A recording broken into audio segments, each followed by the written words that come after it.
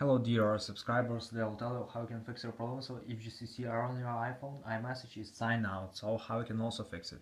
So first thing, just go to the settings, and in the settings you need to check your internet connection, so just check if you're successfully connected to your Wi-Fi. Also you can try to turn it off and turn on again. So after, you need to check your cellular data or mobile data, just try to turn it off and turn on again.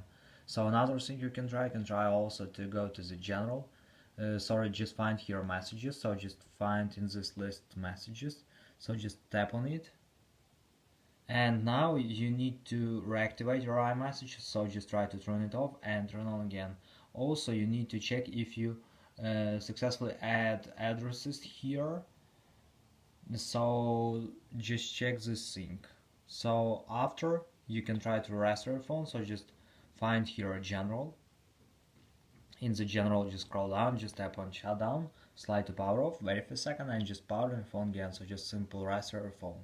So thanks for watching, have a nice day, subscribe to my channel, click like, and goodbye.